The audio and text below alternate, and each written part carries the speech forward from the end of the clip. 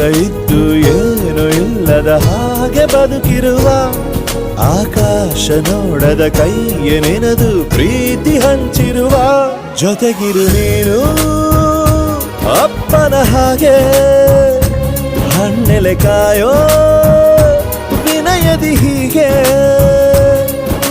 ನಿನ್ನನು ಪಡೆದ ನಾವು ಪುನೀತ ಬಾಳು ನಗು ನಗುತ್ತಾ ಬೊಂಬೆ ಹೇಳುತ್ತೈತೆ ಮತ್ತೆ ಹೇಳುತ್ತೈತೆ ನೀನೇ ರಾಜಕುಮಾರ.